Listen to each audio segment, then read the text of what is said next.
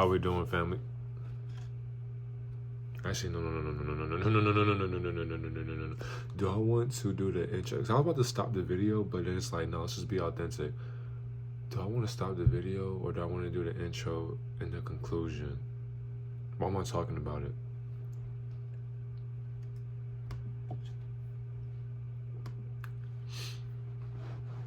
As we can see right here on the screen, for one, before we do even get into this video, I don't know how long this teaching will be, but for one, we had to do a disclaimer. If you do not enjoy The Lion King, if you think it's boring, scroll this video.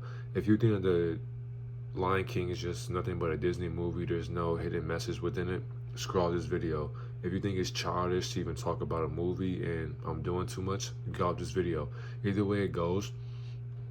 And it's usually just it's boys. It's just basically boys, because a man isn't going to hate another man, but a man with no haters is a man with no value.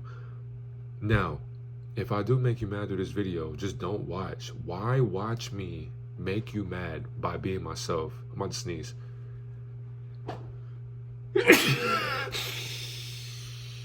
That's what I'm talking about, baby. Understand? When it comes down to this movie, The Lion King, for one, this is just more than a Disney movie. This is a biblical message. And for one, all these Disney movies recycle the same exact plot that we all go through. And that's why I have a whole document after this trailer that we're going to watch. But I've been watching this shit since VHS tapes. But I always knew there was a different message or a hidden message within this movie, because it's definitely telling us about thrones and kingdoms and heirs and queens, kings, all of that through a lion's perspective. But the thing is, though, we have to be so prideful within our rebellion that we cannot let anybody just take over our throne. The thing is, too, though, the throne that we are fighting over, and we can fight over this throne within our brother or our sister, whatever the case may be, these thrones don't belong to us. So this whole document, this whole teaching is about what happens when family, when friends come into your life, they save you or you save them, and then they backstab you, come up with a lie. As they grow up, they come up with a lie. They exile you from being chosen or being actually continuing the lineage that you were promised since birth,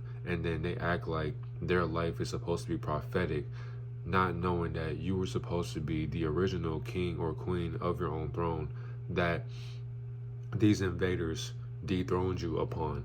And the thing is, too, it all has to do with the archonic entities as well. And of course, some people don't understand about the archonic entities, but on my channel, I've been taught about them last year. But the archons have something to do with this shit as well, because they program this, I guess you can say, this visual, holographic, virtual reality that we call a simulation. You can call it the Matrix as well. But these hydras, these different parasites, are able to program different people and beings into thinking that their thrones or their kingdoms or their pedestals belong to them, not knowing that none of this shit belongs to us in the first place. Let's get into this. It's time. I'll tell you a story. A story of a cub. Not much bigger than you. So just to be clear, we're not in this story? There's a lot of stories with all of us. Tell one of those. Long before they became legends, Mufasa and the prince who would come to be known as Scar became brothers. Hello, what's your name? And that's the thing, too. So it's like, it's just a Disney movie, right? It's not that serious. You don't have to watch, fam. Scroll this video. Go somewhere else. Like, nigga, let me do me. Anyways, as we can see right here, this is what Scar would be. So this would be us. Now we gotta understand, too. Somebody will say, or somebody not going to speak into existence, but somebody may think it doesn't matter. Like, it's not just about skin color. Why does everything have to be about skin color? That's the problem. If it wasn't about skin color, make every lion the same complexion as Scar. Because for one, this is Scar this is not even a realistic visualization of a lion. This is just nothing but pixels. But we understand that, for one, Scar has a story as well on how he became a villain. Now, of course, it's nothing but just a Disney movie, but this is a mockery of what you are going through. So we gotta understand, too, it's the same exact plot every single time. As us being non-ether beings, as us being divinity, we always want to give a handout to invaders that are helpless, they're hopeless, and that's the lesson that we had to learn into how we had to stop helping people that are going through their karmic cycle. Because whatever Mufasa did, Mufasa was doing, and we don't know because the movie hasn't even came out. So for one, I can already tell you what the movie's going to be anyways, but at the end of the day, we're learning about how Scar became a villain. Now, of course, we're going to understand that Mufasa will be portrayed as the villain in the story as well. And we're going to feel sorry for what Scar went through because Taka, or whatever his name is, got his scar for saving his orphan brother, not knowing that he was here in this pond or this lake, whatever, for a reason. Because why? You can say the Archons knew that these invaders, these different oppressors, were going to do a deceitful act, and we were going to be unconscious about it because we move with compassion. We don't have a need to be envious, because why? We're royalty. We walk in fruition. We're prosperous. We're abundant. Our mom and dads are taking care of us. And Scar, before he became who he was, through his mindset, he was just giving out a helping hand. And on top of that, he was a kid.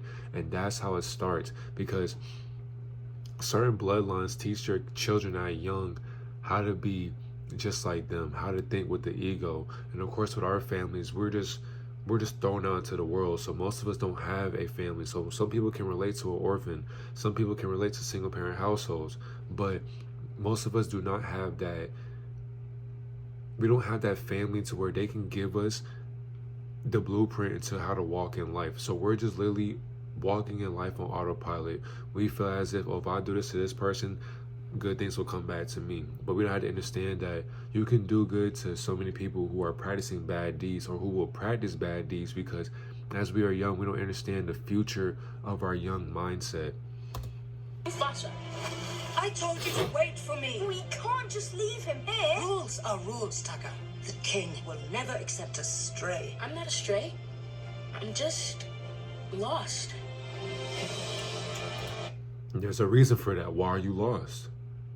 And of course, who found you? And that's the problem. Now, if we transition to the animated movie, he was lost. But how did you become a king over Scar when Scar found you as Scar was the king?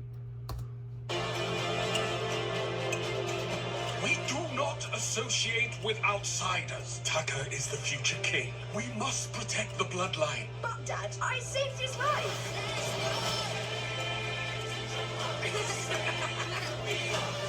I have a secret, Mufasa. I always wanted a brother. I always wanted a brother.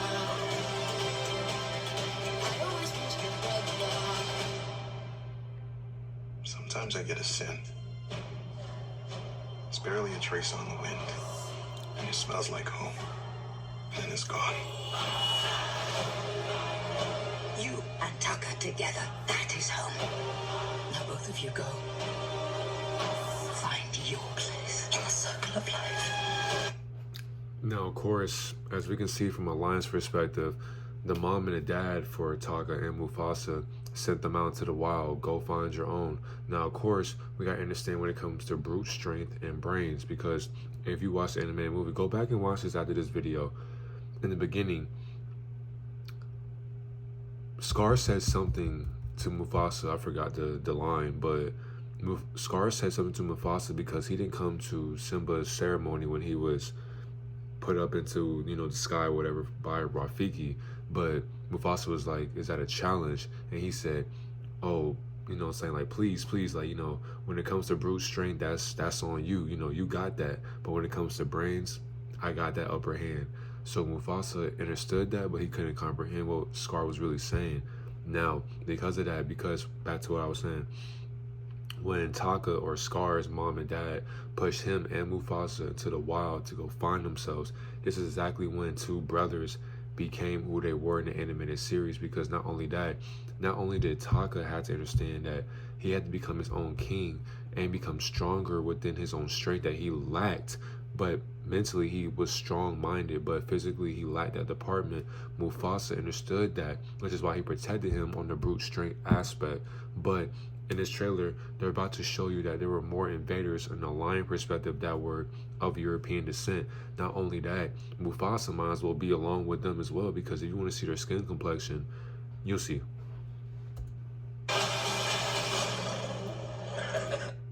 Right there. So look at this. And the thing is, somebody cannot tell me it's not about skin color. Why is that motherfucker trying to be portrayed as white? Not only that, Mufasa might as well be the damn near close to that skin complexion as well in the animated series though. Now of course in this series right here, Mufasa would be the same, damn near the same complexion as Taka, but in the movie The Lion King, as Disney, as their cartoonish or whatever the case may be, as they're animated, Mufasa's damn near portrayed as a white man or a European or a light-skinned version. And the thing is too, the world rather have light-skinned versions of dark-skinned people. That's why I made a teaching about Yakub as well, genetic splicing, all of that, because the world is not like 9 ether beings because of how our skin complexion is, how it radiates with the sun, how we act, how our mindset is, how divine we are. That's exactly why the world thinks that they're better off without us. But of course they're going to show you that Mufasa and Taka or Scar have to fight against these Europeans or these invaders, because these invaders are looking for their way of life as well. But because they gang up together, they're going to try and fight off these two lions to get their throne as well. So all these different lions are literally just, they're confused about what a king really means. They feel as if they had to fight one another, they had to kill one another to get in a certain position in life. But the thing is though, that's what the Archons are literally just observing right now, because they have no creativity. But through a lion's perspective, we are giving them creativity to kill and shed blood for one another, not understanding that the Pride Lands never belonged to your stupid ass anyways. The circle is broken. There will be one Lion King. Mufasa, run!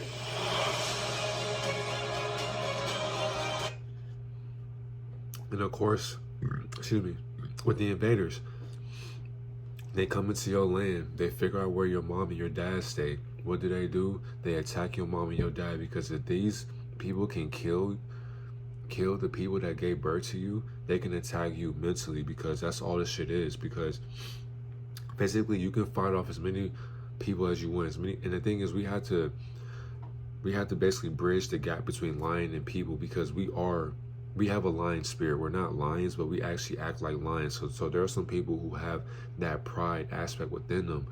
When other people are coming into your life, they're going to do the one thing. They're going to hurt you where it hurts. They're going to get towards your family. They're going to get to know your family.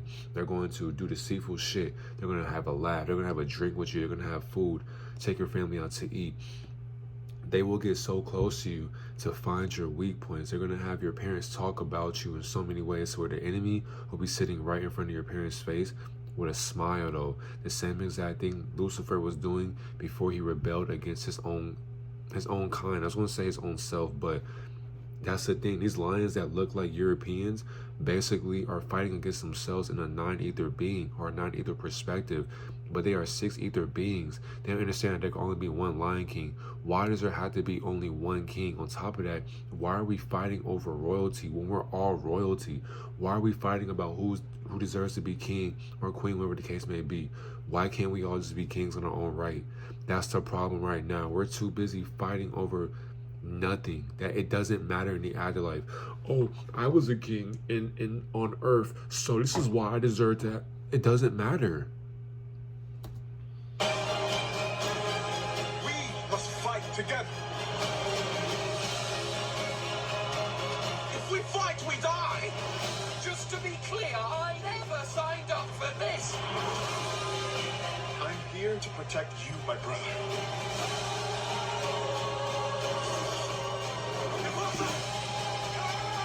This was a bad idea!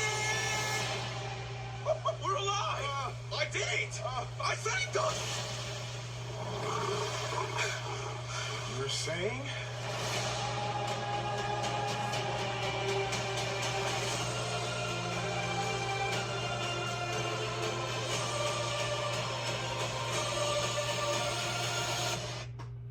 Hey man, I ain't gonna lie to all the parents out there, to all the children, when this movie comes out December 20th, get the fuck out the way, because I promise you, I got to go see that shit. Alright, let's get into the teaching. I don't know how long this will be, because it's already 14 minutes. Mind you, this was 2 minutes and 34 seconds, and this is 14 minutes on the video. That's what happens when you just channel different entities that praise the Almighty Creator. Understand, for one, this is a biblical message. This is basically about God and Satan, but these are titles placed upon your subconscious and conscious mind, meaning that this is a war against your conscious mind. I put gave birth to a lie and every animal fell in line. Of course, we had to translate that trailer from what we just seen into this movie right here, because it's all a story, all connects into who you are. I mark my words, when that movie comes out, there will be a shift in consciousness. I can't make this shit up. Every time a new movie comes out that you grew up watching, it'll shift your mind.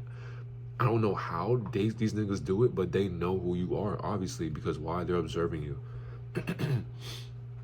Okay, so we got, if you're not familiar with this, I'm gonna tell you the characters as well. And I have scenes of the movie, but you just have to go back and watch this shit. I promise you, when you go back and watch this after this video, it'll change your whole perspective or your whole paradigm.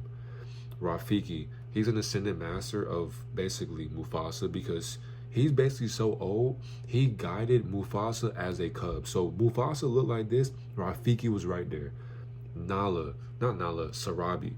Sarabi, which is her right here. Not saying she's not divine, not saying she's not royalty, but for the women are, for one, they're born complex. They're obviously born genius, but with their equilibrium, within their balance of life, they had to find that masculine version for them to comprehend life in their format, for them to gain more success, more clarity, more spiritual enlightenment. Mufasa was just following what he thought a king was supposed to be. Now, of course, once again, we have not seen the movie of Mufasa that comes out in December, but we just had to put two and two together, use common sense. Because for one, why are you king? What made you king? We don't know yet, but when December 20th comes, we'll figure that out. And on top of that, what did Scar do to get exiled?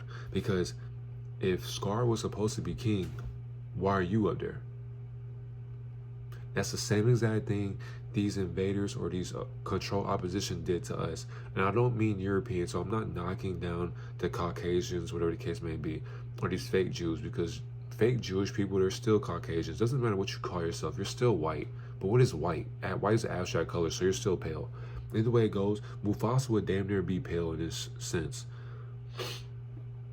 So that's the same exact thing. These Europeans, these control opposition, these fake Jews, these extraterrestrial deities, they descend down from our consciousness. They act like they're hopeless so that we can find hope in their hopelessness. Because of that, once we start growing up and once we start becoming aware of what we are doing as we get older, these niggas have already did their deed. So this nigga gave birth to a lie because he figured as if he was the king, because physically he could dominate his brother. His brother was not meant to be the king, but why is that?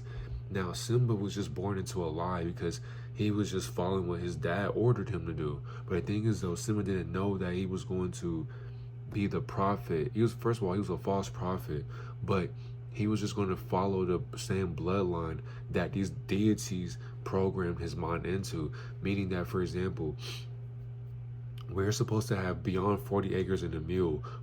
Us as 93 beings, this is our universe, our dimension. Before you became a European, before you became an Asian, Jamaican, Palestinian, whatever the case may be, you were meant to be royalty along with us before our own kind spliced our DNA to make you a different skin tone from who we are supposed to be, because we're all supposed to be one color. We're all supposed to be the soil of this simulation of our mother, Tiamat.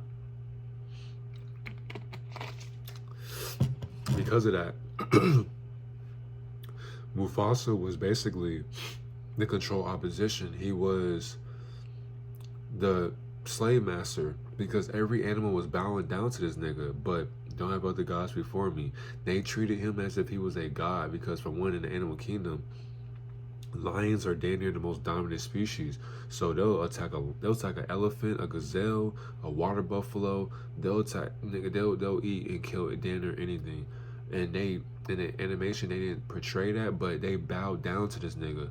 How are not even millions, but if you watch the movie in the beginning, all them animals are just at the Pride Lands, at the Pride Rock, bowing down to this lion as if he is just God, not knowing that you are God as well. On top of that, this is basically Lucifer's enlightenment. So if we're being real, we're bowing down to Lucifer's ego, and he gave birth to Satan. So basically, this will be Lucifer right here, Satan, and then Jesus. And on top of that, Rafiki will be God. Okay, Scar was exiled and didn't see Simba get celebrated because he had other plans to focus on, and he plotted daily to make sure those plans were executed to perfection. Excuse me, you know, I don't know what's going on, but yeah, either way it goes. And on top of that, it's late, so yeah, my throat chakra is trying to balance itself out. Just excuse me, I don't know what's going on. But when it comes down to Scar understood that, for one, he got that scar because he obviously was saving his orphan brother. And that's the thing, this nigga Simba don't even know his dad was a fucking orphan, but that's a whole different story for a different day. Scar understood that Simba was going to be the next king. Obviously, Scar was supposed to be next in line. So imagine you as a young man, young woman watching this video. Your mom and dad promise you to be the next breadwinner. You're going to have all this fruition coming into you. But then y'all adopt a son or a daughter, whatever the case may be. And then this child gets more love than you. Not only that, your mom and your dad kick you to the curb. You're still part of the family. Don't get me wrong. This nigga is still on Pride Rock. But he became so prideful, he got exiled from actually walking with his brother to see his nephew. Now, of course, he did not see his nephew because he understood that is not the truth into what his truth was, or what he thought it was, because Scar thought as if he was supposed to be king. Just like you are supposed to be king, you are supposed to find you a queen. But the thing is though, it's hard for you to find yourself a queen as a king when your family exiles you and lies to you about who the true king is in the kingdom of kings and queens. But that's the problem right there with material possessions and this archonic simulation. The archons have no creativity. For them to be entertained by and programmed terrestrial deities, these terrestrial deities are basically watching us like Shakespeare. So they have organized plots and trauma to the point to where they can program your parents and they can make them think that, okay, this orphan is better than my original child, and because they don't have love, we got to show this orphan more love so that they can operate in life more. Of course, by you already having your family ordained in your bloodline, you have to guide your orphan sibling into what reality is supposed to be, because of course I am lost. But how are you lost when you were found already before you became lost? But that's the problem with karmic cycles. We adopt people who are programmed into they are planted into our life, and that's the thing. These archons, these satanic forces will plant certain programs into our family to where we are basically allowing the satanic frequency into our home, and we adopt it, we nurture it, we baby it, we coddle it, we give it, like we burp it, all of that, we feed it. Once we keep feeding it, it'll grow up and do the exact same program that their mom and dad implanted into them. So of course I had this picture right here. Am I able to, it doesn't matter, but you can see this from the video. So of course, let me go and zoom in real quick for y'all. Okay, so as we got right here, I didn't put every scene, but all the scenes that you're going to see have an indication of who we are and what we're looking at. So, excuse me. Okay, it doesn't matter if you're a boy or girl, but this is basically you. You watching this. This is you right here. This is your dad and your mom basically combined together, because your dad is still your mom is still your dad. It's a balance. Mufasa was showing his son and his daughter as well that this is the Pride Lands. You can't go to a certain area because of course I have exiled beings that don't belong near us. Why is that though? Because they're hungry for that reign of the throne that you are sitting at. Basically, when you get to the top of success or leadership, when you become famous, when everybody wants your attention, there are outsiders who will hate on you. So basically, hyenas will be haters for lions, because why do you get to be a king? Why do you get to sit on a higher pedestal than us? Because if you think about it, over here, hyenas could be looking at this nigga like, that nigga sitting up there on a Pride Rock. We're going to get there one day. And he's teaching his son as if that belongs to him, not knowing that that's supposed to be Scar's whole fruition. So it's like, imagine you're born into this existence. Your orphan sibling gets free game that you never got, and you're exiled for something that you didn't even know you were supposed to be doing. Imagine your own orphan brother becomes so brutally strong, and he programs every other deity to the point to where they make you seem as if you're the bad guy. But how are you the bad guy when the bad guy is the one getting praised? How are you the bad guy when the bad guy is the one getting praised? Not only that, he gave birth to a lie. And people praise this lie, they idolize this lie. Sick, bro. That means, bro, basically Mufasa, truth be told, Mufasa and Scar are both the villains. There's no good or bad guy, but both of them are both the villains. Colonizers putting themselves above our enlightenment, teaching their young how to do the same and where not to go for their protection. Meaning that, for example, don't go into the hood because, for one, my child, you go into the hood, you may get robbed or you may get killed by those black people, if you want to call us that. But the thing is, though, you can't fear what created you. So if you come into a suburbs or the hood, if you go into a vicinity that has different non-ether beings, you are afraid of divinity in its chaos format, meaning that people feel as if we are destructive or we're chaotic, but that's our true nature, that's our natural state of mind, because before the light bearer came into existence, we were born into ignorance according to the Almighty's prophecy, and that was for a reason. Of course, when it comes down to Simba and Nala, Holy Trinity, so Almighty God, or Yahuwah, Yahshua, the Father, the Mother, Yeshua, the Son, and the Daughter, and then the Holy Spirit, Holy Trinity. So you watch the Matrix, Neo, Trinity, etc. That would be you. Simba or you, when you find a woman or a young lady at your young age, there's always going to be a girl that you do meet who is supposed to be your twin flame or your soulmate, whatever the case may be. Now, of course, not saying, because most people think as if women don't know what they know, but they do. But women are so smart, they just want to be dumb because, of course, they just want to be in La La Land with you because their natural state is submission. But sadly, they have to be dominant because, of course, there are many men who don't know how to be dominant in their own dominance. Ooh. Because they don't know how to be dominant in their own dominance, they'll try to dominate this submissive woman to the point to where she has to be dominant her whole life because, of course, she hasn't found a man who can give her that satisfaction of her being in her submissive state.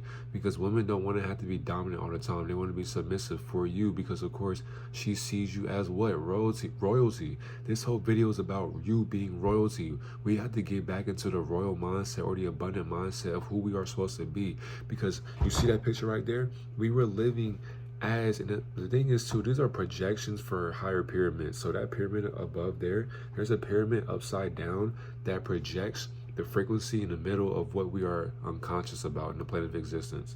But Nala already knew that she was in love with Simba. Simba was just like, nigga, we just friends, you know, I'm gonna show you that I'm gonna be king one day. They had a sing-along, whatever the case may be. Simba, which is basically a lighter version of the Nine Ether, wasn't aware of what he was getting the feminine version of himself into. Because of that, he basically got both of them set up to fall right into the trap of his uncle's doing. So, once again, watch this movie out of this shit. Everything I say will make sense. Simba, of course, he went to the water hole, whatever the case may be. He sang along. Him and Nala were right there. And Nala was basically, she was trying to comprehend who her husband was going to be at a young age, because of course every woman wants her man to be what he wants to be, and she wants to follow you because, of course, in a household you have to follow Almighty God. That's the first order anyways. Almighty God, the masculine version has to follow that perception of Almighty God, because if you can follow the Almighty God and you're faithful in your walks of life, then the feminine version of your wife can follow below you, because of course she has to also love the Almighty Creator as well. Once all three of y'all had that shit aligned from the crown chakra to the heart to the root chakra, then of course once y'all have intercourse, you have that child. That's 4 divinities right there, the 4 aspects of love, or your 4 eyes beyond your 9 eyes as well, because you have 24 realistically, but you have more than 24 eyes as well. Okay, let's see. Now, I put this right here because once they fell down into the graveyard, basically, this is when they found the outsiders. And of course, Simba's dad told this nigga, do not go into the outland or the outsiders' lands or the graveyard, because this is where these surface dwellers, like, they're hungry. And of course, oh, we found royalty. Oh my. So it's like, for example, it's like, imagine you becoming a multi-millionaire. Imagine you enhancing your life. You become so, you're walking in fruition. You're basically purified in all your works. You healed your past, and you did so much work to the point where Almighty is giving you so much grace that the world knows who you are. The world knows that your mom and your dad are royalty, and they know who you are because they heard about you. Because of course, his uncle is basically giving them like, hey, I'm going to give y'all a plan. Kill my brother's son so that I can get my throne back. Simba doesn't understand that, of course, hyenas, you as a cub, that's food for them. Now, in the real world, these two cubs, they're done. They're not gonna circle around two cubs and just talk to a damn toucan, whatever the fuck this bird is, whatever the case may be. But it's an animated movie. Now, fell into the den of the hyenas, which would be the outcasts that work under Scar's enlightenment, not knowing that they were programmed to do the little work to get Scar closer to killing his brother by having the hyenas kill his nephew. If something happened to him, Scar would claim he's not responsible because he technically didn't physically put his hands on Simba. Simba is clueless along with Zazu and Nala, meaning that, for one, Zazu is like the observer for these cubs because he's like a reporter. He would be a divine messenger, meaning that Zazu knew, and that's how Mufasa was able to say these motherfuckers. But Zazu knew, like, okay, we're screwed. Like, what the fuck is going on? So he was talking for Simba and Nala because, of course, they didn't know how to speak to Satan's disciples, not knowing that Scar programmed them before they fell into this graveyard. Scar programmed the hyenas to basically devour these motherfuckers, because if these hyenas kill Simba and Nala, then Mufasa wouldn't accuse Scar of doing it. He would just be like, he would be mad at the hyenas. And that's what Scar wanted, because for one, Scar was an outcast as well, and there was no love for anybody. So Scar used the hyenas to get what he wanted out of life. Now I have this picture right here because, of course, Mufasa had, once again, the father had to save the son. And there's nothing wrong with that. But in this moment right here, if you see this scene in the movie, as Mufasa tells, like, as the hyenas run away, Mufasa tells Simba and Nala, to come on, like, let's go.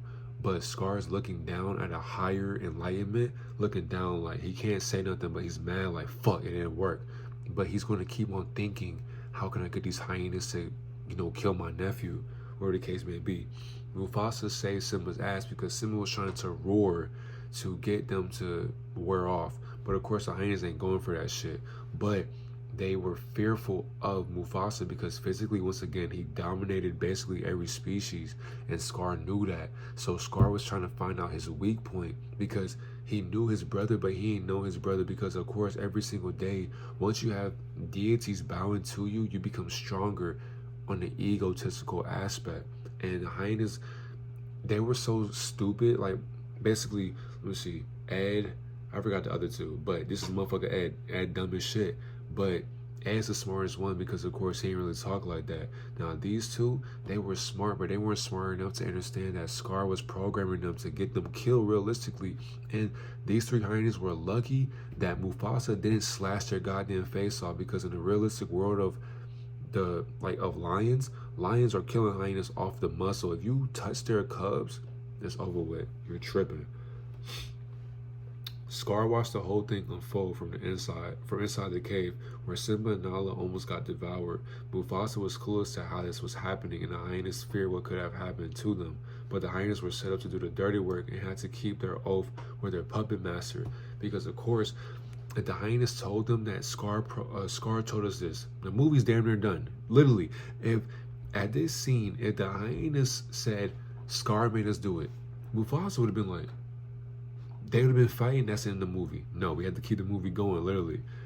And Their puppet master is literally Scar, without knowing that Scar is still a puppet to a puppet master. And because of that, Mufasa didn't understand why his son even got to that. Of course not, he's a kid, he's a cub. And even with our young as well, we don't know why our kids go out to the malls, or they get in trouble, they get arrested, they steal, they kill. We don't know that. But the thing is, children feel as if they're independent at a young age because, of course, they see the independence of their parents. So Simba felt as if because he had a king as a father and a queen as a mother, he could do whatever he wanted, because, of course, if you try to mess with him, you're going to get killed anyways. But that's the problem right there when it comes to royalty, because when it comes down to the beings that run our dimension, you cannot just sit here and walk around life as if you can't be untouched or you can't be touched, because, of course, there are a bunch of hyenas who are basically portraying as human beings. There are a bunch of beings or deities out there, and here's the thing, it's so crazy because people don't pay attention. They don't have self-awareness. You can be walking by yourself at the mall, at the store, you can be walking from the gym to your car, anywhere. If you aren't paying attention, there are a bunch of people who are hyenas. They will look at you like you are food. And the thing is, they're programmed to attack you. So you can be doing nothing, but somebody may just rob you just because it's just you. It's you. And you can't ask the universe why, but you got to ask yourself, why are you allowing yourself to get robbed? Why are you allowing yourself to have this psychic vampire attack you on a mental aspect? That's exactly why you have to not only have physical strength, but you have to be mentally conscious of street smarts.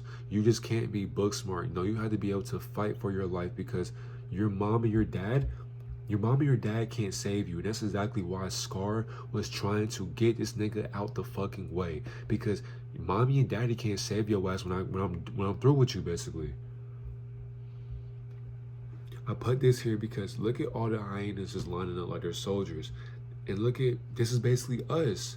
Because look at his skin complexion, look at his hair.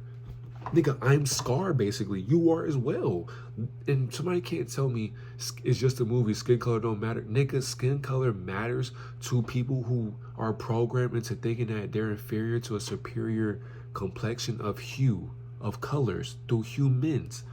Meaning that your skin color matters so much that when our ego gets the best of us through our rebellious acts of our practices unconsciously, we will program people who are just like us. So he's having these hyenas follow his pursuit of happiness to the point to where he's making them become soldiers of his works. He needs to get his orphan brother out the fucking way. So the thing is, but look at this. This will basically be us. We are soldiers to a bunch of deities who think that they're enlightened more than us. We outnumber the enemy, but we're allowing the enemy to overlook us at a higher pedestal. This is our government, basically. And the thing is, too, our government is basically an indication of what Satan would be. So this is us, and we're just sitting here following the leader and shit, not knowing that we outnumber Scar. If all of them just looked and said, wait a minute, why are we doing this again? That's a great question. I don't know. It takes one person to escape the program and ask the question. It's okay to ask a question. Why are we doing this? I don't know. Do we not know that Scar is basically programming us?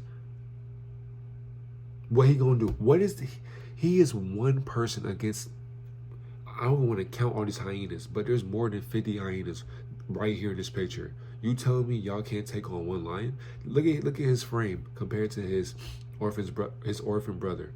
Stop it. Stop it. At this point, he gets closer and closer to eliminating his adopted brother so he can take back the place in the kingdom before it was hijacked by someone he hated as a child. Of course, the fur or coat color is a symbol for how we become once revenge takes over our purpose. There wasn't love for anything or anyone, so Scar got the most hive-minded scavengers to take care of both kings and administer bloodline. And I put hive-minded because, whatever, but I put hive-minded because, for one, if you're really intelligent, you can program a certain demographic of people and they'll follow you because you're just smart. A lot of people yearn to be intelligent, but they don't want to practice intelligence. A lot of people yearn to be intelligent, but they don't know how to practice intelligence, because intelligence is hard to practice because it takes dedication and consistency and failure every single day. But if you fail every single day to practice intelligence, you'll become more intelligent than an average intelligent being that is intelligent in their own being of a human being. So this is an indication that, from when our ego gets the best of us, from our ether beings right here, when we see that somebody with a different complexion is on a higher pedestal or higher enlightenment in our family, we become evil, we become deceitful to the point to where we gotta knock off our sibling to get to where we were supposed to be before they were our family member. And that's the problem right there. We gotta understand, it does not matter if this white person is Asian, it doesn't matter who is above and beyond the race. We're all in the same race. Even if you cross the finish line early, there is still another finish line that you have to start racing into. So for example, start, finish. We all are starting at the same exact line. Some of us are ahead, some of us are trotting. Once you pass that finish line, some people celebrate. I did it, I accomplished the race, I beat it. No, you didn't. Once you finish the finish line, you have another finish line to start at. So you're not done with the race. Of course, right here, once again, and what's crazy, his mom not even fucking there. So his dad is literally helping, and of course, as a parent should. His dad, and that's the thing too, when Mufasa and Zazu were on the top of the gorge, they were on top of the gorge, I guess you can call it that. Scar is running up the gorge saying, Simba's down there. And Mufasa's like, Simba! And so Simba's running away from the buffalo because, for one, he practiced his roar. But Scar programmed Simba to roar so that these deities can run. Because, of course, in a realistic time period, and like whatever where lions would dwell at, buffalo, gazelle, they know that the lions are the most dominant. So once they hear a lion roar, it's over with it. They're taking off because they don't want to get killed, obviously. And the thing is too, Simba was just following his uncle's orders because, of course, he thought he could trust his uncle. But Simba didn't know he was just born into a lie. Not only that, a traumatic lie beyond his own subconscious comprehension.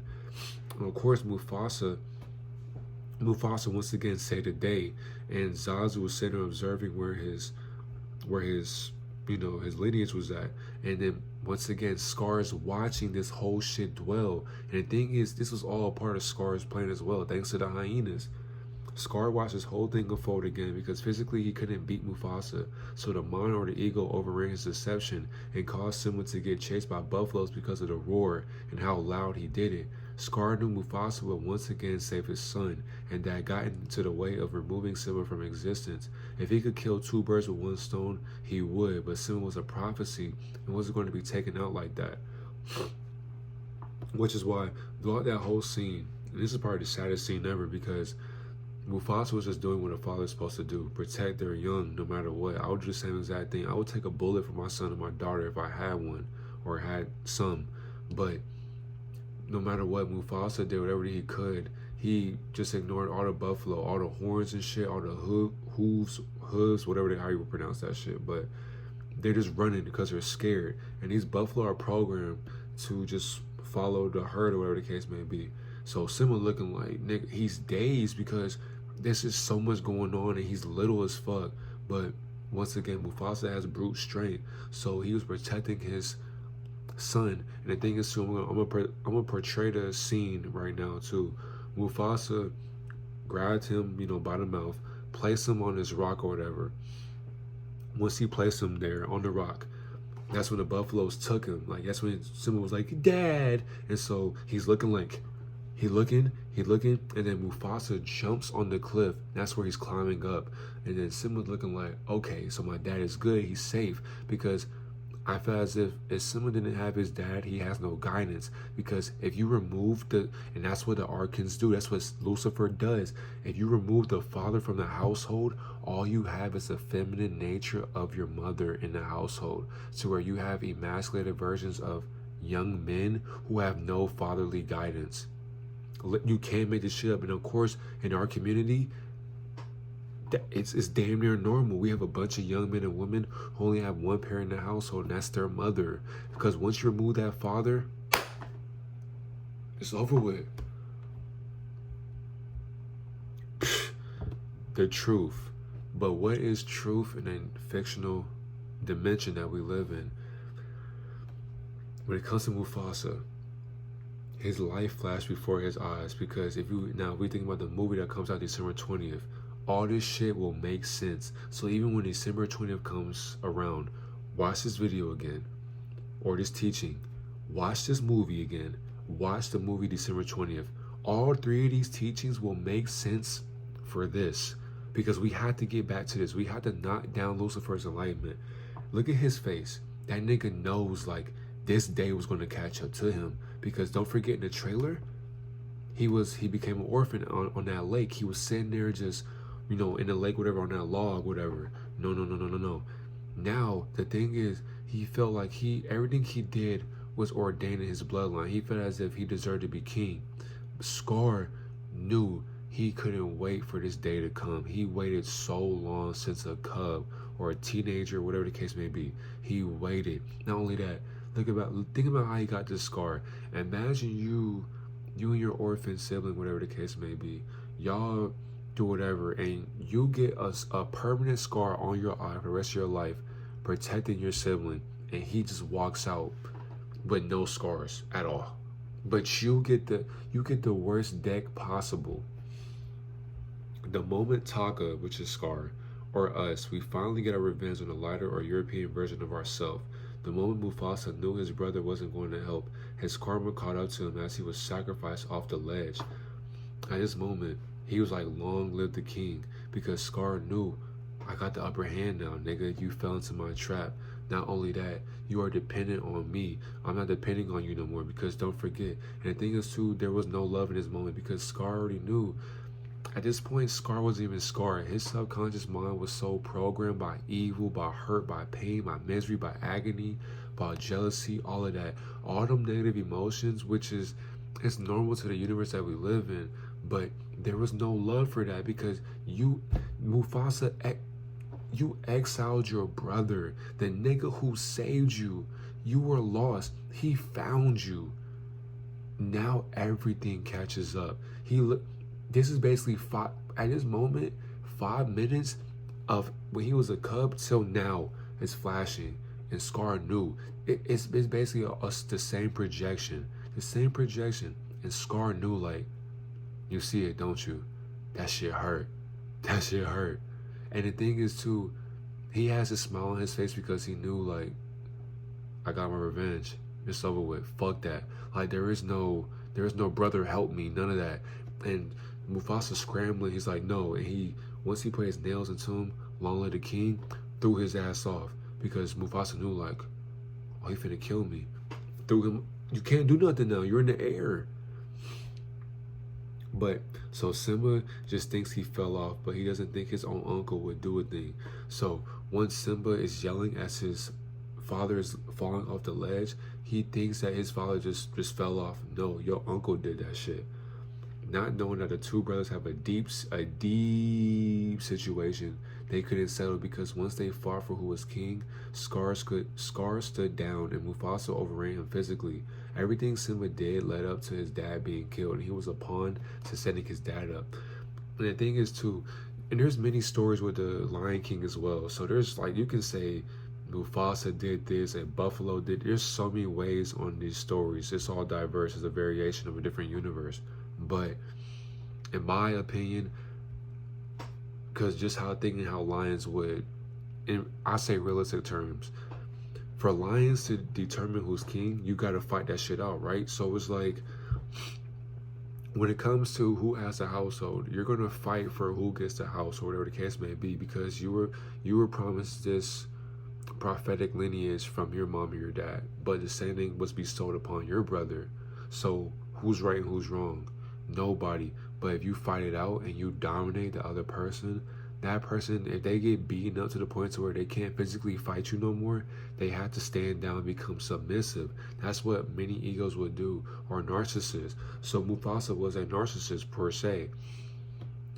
He made his brothers stand down because he wanted to be the king. But why is that? That's the thing. And the thing is too, I'm just basically giving you like a, what's the word? It's like an allegation. Like, I don't really know because it's a movie once again, but we have to put two and two together. This nigga went through so much that we don't know. This movie in December 20th will explain everything through this teaching.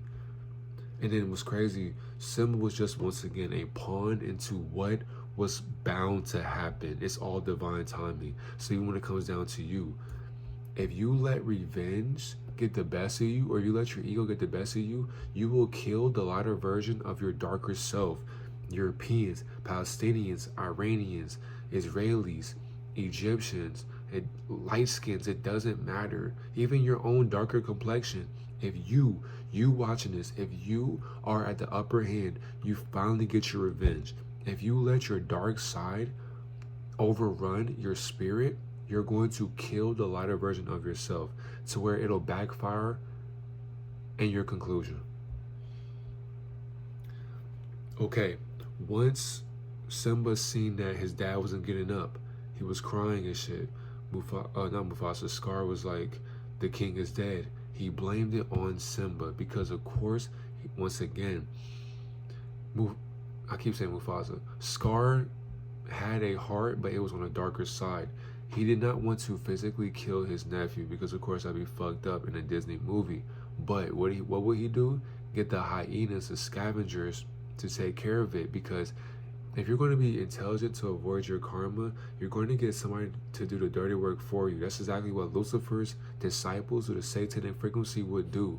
So even our government is not going to, or the shadow government, they're not going to physically touch you, but they'll get the militia, the police, they'll get people who practice racism, the KKK, religion, they'll get many celebrities, they'll get all these disciples to kill you slowly, and you'll run for the rest of your life so that you can find yourself. 3 hyenas outnumber 1 lion. Think about that shit. These motherfuckers outnumber 1 lion. Not realizing that Scar doesn't have the strength to want to fight. He doesn't want to fight because at the end of the day, he wants to just get his throne back. He's too tired to even want to fight anymore because, of course, he's not that strong, obviously. He uses them as pawns in order to fulfill his ego and manipulate karma. Same thing our people do. Whatever we think we should fear someone with intelligence. And that's the thing. Whenever we fear someone with intelligence, we don't understand that we are intelligent as well. So because of that, we felt as if killing will solve our problems. Excuse me. Not knowing that the moment we try to kill our siblings, our young, or whatever the case may be, excuse me, you're killing the younger version of yourself, and that will catch up to you. These two, Timon and Pumbaa, are basically bum-ass niggas. No cap. I got hiccups, don't do that shit. Don't do that, body. Don't do that. Hold on. If you have hiccups, hold your breath, swallow 3 times.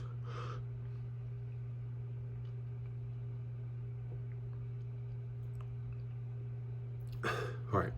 Simba finds out his purpose by running into outcasts that live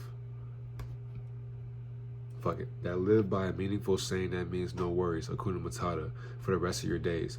You can't change the past, so you can either run from it or learn from it to further progress in life. So you can either run from it or learn from it to further progress in life. And that's exactly what these bums were teaching them, because of course they were outcast. And the thing is to watch The Lion King and a half. They tell you about their story as well, because this whole movie is about outcasts basically. Because of that, and I ain't talking about Andre 3000 or Big Boy. Timon and Pumbaa are basically bums. Because of that, they taught this nigga that no matter what, when you have no worries for the rest of your days, you don't have to worry about the past, because of course you can't change that shit. By you focusing on the past, you're killing yourself in the present moment. You have to live with the cards that you were dealt with in this lifetime. And because of that, I put this right here because, for one, Simba stays with these bums named Timon and Pumbaa and neglects having to fight his uncle, because all he did was put his past in the back of his mind by running away to a utopia he thought was meant for him. whole time his uncle enslaving his family back home because Taka feared what Simba actually was, regardless of skin color. And I put that because, for one, and the thing is too, of course, as Simba grew up, he became his father's image or his father's projection that Mufasa bestowed upon his ego. So basically, Simba was a projection of his father's projection from a higher projection or a higher observer, meaning that the whole entire time Mufasa was observing his son as he became his son and his younger self. So basically, Simba is Mufasa, and Simba has no indication of who he is because he has no identity, because he ran away from his identity that he was programmed into as the higher throne of his reign, or whatever the case may be. And he tried to find a heaven that was not heaven, but he was running from his own heaven back home because he left his mom to die. Literally, he left his whole bloodline to die by his uncle. And the thing is too, that's exactly why Scar programmed him at a young age. When he had the hyenas chase him off that cliff and he fell and whatever, he ran away, the hyenas told him don't come back because they'll kill him. And what's crazy, that's in a Disney movie. Thou shalt not kill, but you're threatening to kill him. That's crazy. And the thing is too, the movie portrays death. The fuck? Blasphemy. But when Simba didn't understand that till later on in the movie, but Mufasa knew that nigga Simba, eventually he'll gain his strength back. So Scar was doing everything he could to just get that one moment of his prophetic vision. He knew that he was going to get his throne back if he could get, for one, kill the brother by life, because of course he couldn't physically kill his brother, but if life could eliminate him, he's good. Now if you can just get Simba to run away from his problems, this is mine now. This is my dream, my fruition. Of course, so regardless of how Simba felt, the woman that loved him at a young age knew he was meant to take his place as king of the Pride Lands, but he wasn't trying to hear Nala out because of all the suppressed thoughts his uncle placed upon him, and he neglected what his father had ordained for him. And the thing is too, Nala was just trying to find some food, but she happened to stumble upon Simba living in heaven. Like, nigga, what the fuck is you doing? Boy, we have no food, or we have no water. We're living in hell. We're enslaved. I had to go get food for the whole family and shit. You sitting here chilling with two bum ass niggas? What are we doing? But of course, she's trying to get him to understand, come back with me, because of course, you and I can live in harmony, and you can take your place as king, because I want to submit to you so that you can bring fruition, bring prosperity, bring all this different ordinances to, I don't like that word. You can bring heaven into the Pride Lands. But it's in the title too, the Pride Lands. Niggas got so much pride, they let that pride reign amongst all the land that they were accustomed to. Nala wanted Simba to come back with her so that she could be with her king, be with the father of her child, because she wanted to have a child with him, and she was always in love with him, but he didn't know that. But he's seen that within the scene right here. And because of that, when you find your woman as well, even as a man, you have to stop running from your problems. That's the problem right there. Many men are too accustomed to their mom or their dad being killed, or they're not in their life, whatever, or your dad's not there. So let's go to a single parent household. You may have a mom raising you, whatever the case may be, as a young man watching this shit. There is a woman out there who sees the father figure in you, but she cannot tell you how to be a father figure within yourself. You have to want to forgive yourself and stop letting those suppressed emotions or thoughts overrun your life, because you will keep running from your true self from within. Your inner child forgives you, but you have to grow up and forgive yourself for what you did not know. Your father, either he got killed or he just neglected you. Either way it goes, be better than that. If you don't have a parent, you have to be the parent you never had. And the thing is too, for us being born into this dimension, you have to have your own book. You have to have your own chapter. You have to have your own life. And once you find a woman or a man who loves you for you, nothing else matters. You can have 10,000 hoes. You still are a hoe ass nigga with 10,000 hoes. It will never satisfy you. That one woman who grew up with you, she's seen you before you became a king, my nigga. Think about how good that looks when your woman knows who you were before you became royalty, before everybody loved you, before you became famous. that one woman, she knows everything about you, but she still loves you no matter what. She's still gonna be a ride or die. That's the one that's for you. And Simba was not trying to hear her out, because of course he was prideful in his own rebellion, because he thought as if Scar put this program into his mind and he was right about it. That's the same exact thing these schools teach us, colleges, and our families.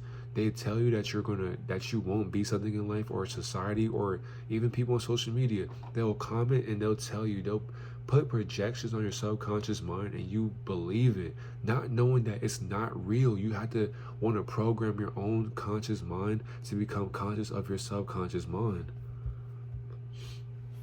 Now, I put these quotes right here because, for one, Ascended Master, this is basically, Rafiki is basically God in this movie. Asante Sana, squash banana.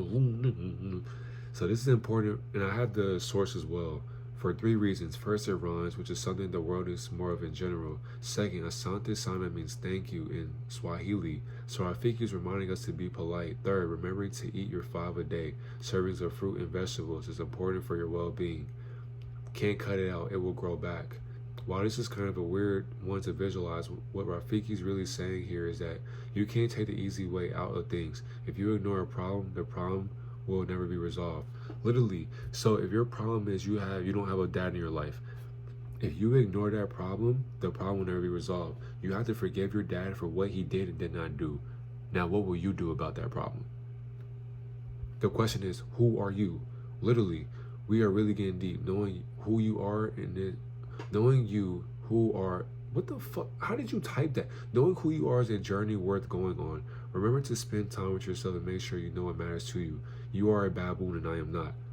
Not all baboons are actually baboons. Sometimes being a baboon just means you are just being silly, just FYI. Meaning that Rafiki was in the enlightenment of joy. He was at peace because, of course, he knew he wasn't going to be there forever. That's why he had so much energy, so much emotion, because he was just being himself. He enjoyed life because, for one, he was a monk. Literally, he was meditating in the movie. So this is a spiritual movie beyond spirituality. This nigga was literally meditating like this, channeling his own inner self to help Simba find himself. Not a quote, but necessary for a Zen lifestyle. When you have a problem, you gotta meditate, go within, have that yoga break. Don't dawdle, hurry up. Because he was guiding Simba towards the pond so that he can see a reflection of his father. So Rafiki is telling us not to waste time. Life is short. Don't twiddle your thumbs waiting for things to happen. Get out there and make them happen. Meaning that if you want to be successful, you cannot wait for success to be bestowed upon you. Go get that shit, nigga. Look harder. Feel like giving up? Things not as easy as you expected. Well, don't give up. Keep going. Keep trying. With little effort, you can do anything. He lives in you. Your father lives in you. That's exactly why he left you, because he's a part of you within. And the thing is, too, your mom and dad never existed because, of course, they died. Were they ever here in the first place when they were alive? Yes and no. You are never alone. You'll always have your identity, beliefs, and the loves of friends and family. Never forget that. We know this just got really serious. We'll resume our regularly scheduled silliness below. Change is good. Change is good. Without it, life can get a little mundane. So try something new. Embrace challenges. How about a different coffee order? Literally, you have to change up your routine, because once you change your routine, you are evolving from who you became yesterday or a month ago or last year. The past can hurt, but the way I see it, you can either run from it or learn from it. And I got this source right here as well. So when he hit Simba on the head, he was like, ow, what'd you do that for? It doesn't matter. It's the past. And he was like, you can either run from it or learn from it. So he took his stick and then he threw that shit. And then he said, hey, where you going? I'm going back. He said, good, get out of here. And then he was cheering because he was like, Rafiki was like, yes, I basically trapped you into going back to running from your problems. Okay, so here we got Scar slapping or hitting Sarabi. So not Mufasa, Simba's uncle hit his mom, and then that's when in this scene too, Simba is basically on the top of the hill like, I know I just see you hit my mom. That's when the thunder happens and he said, Mufasa, I thought you were dead. His nigga Scar was so lost in his ego, he thought Mufasa was still alive, not knowing that Simba is a projection of your orphan brother that you fear. The moment he got ahead of himself and let his pussy side get the best of him and put his hands on a woman who's just following the leader to protect herself from being killed. So Sarari was just following orders. Now, of course, she didn't want to, but of course, she was submissive. So, and she didn't follow orders. And she was the leader of the lioness, the feminine version of lions, basically. And she got killed, it was over with. So what would you do if your own brother or family member put their hands on your mom or over a throne that doesn't belong to anyone but a simulated hologram? Imagine you see your family member put their hands on your mom. What you gonna do? Now, of course, once again, war, division. We are going to war over a throne that does not belong to either one of us. Once again, here we are fighting the lighter version of ourselves. Now, of course, we still end up losing because, for one, the ego gets the best of us every single time. Is it justified to fight someone for something that you don't own necessarily? What does fighting do for both of the sides of the abstract spectrum of black and white? And the thing is, too, in this scene right here, when Simba is fighting his uncle, this nigga Simba is basically fighting out of revenge.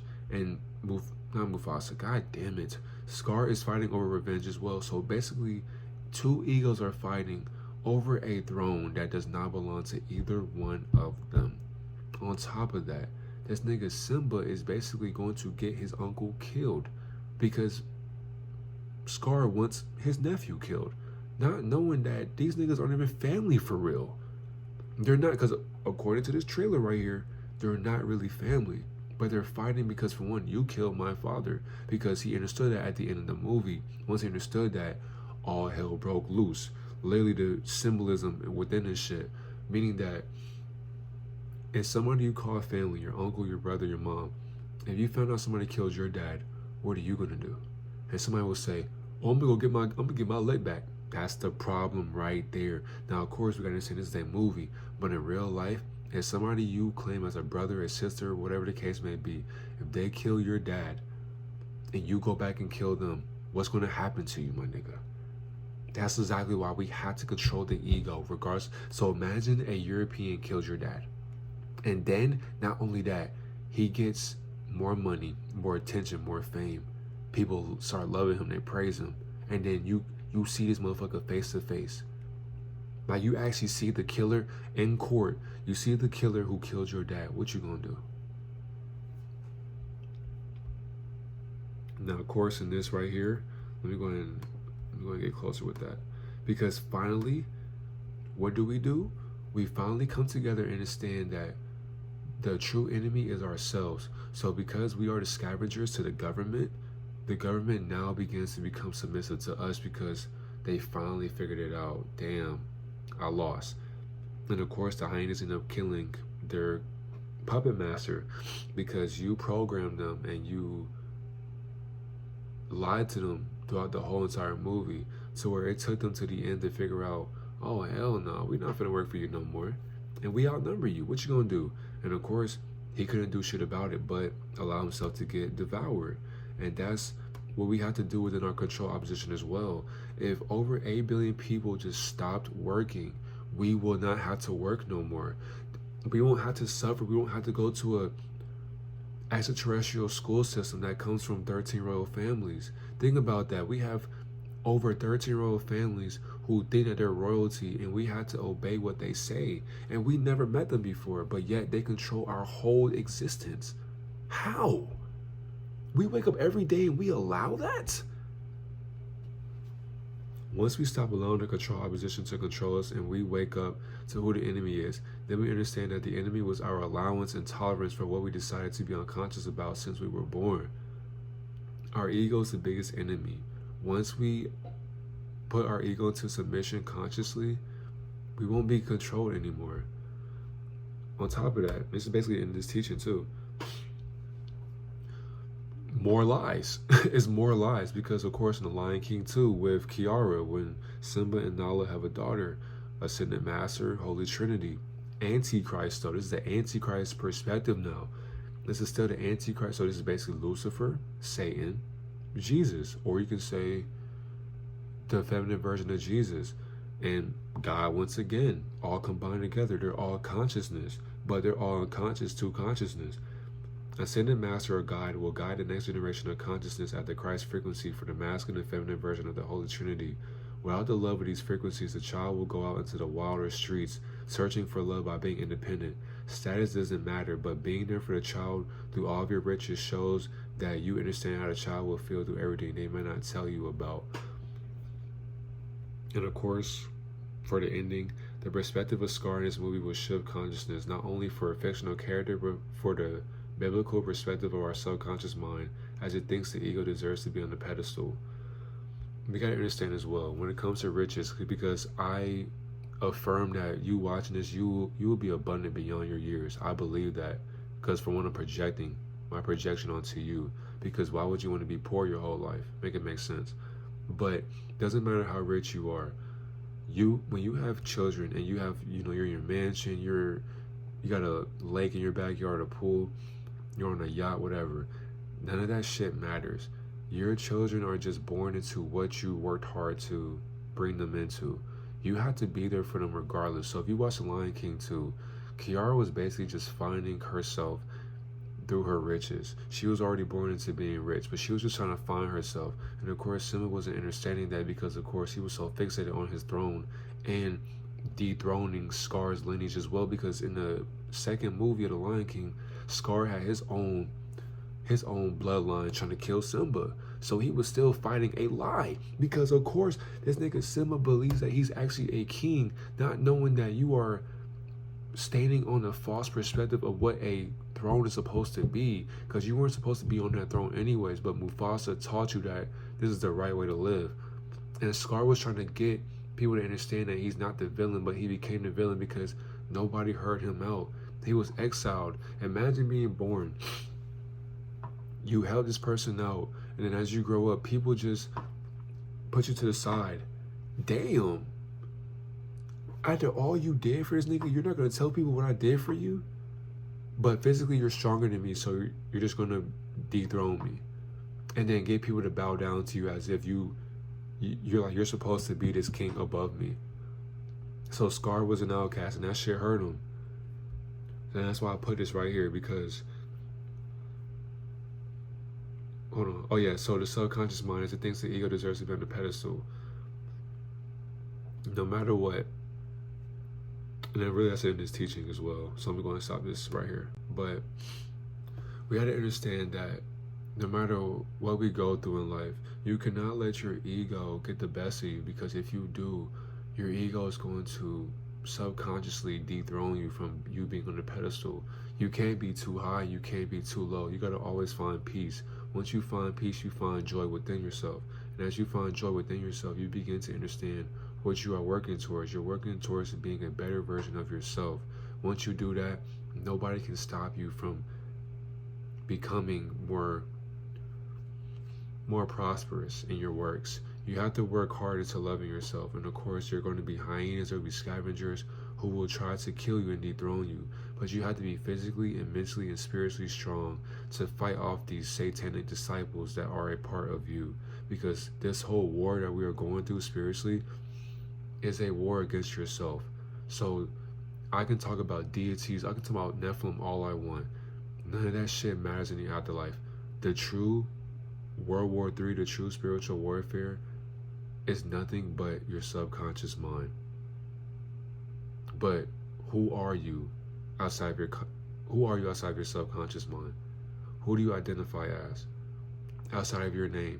When you get into the afterlife, what have you done? And what will you do when your spirit is speaking for you? Because you cannot talk in the afterlife. So what are you going to do as the king and the queen watching this video?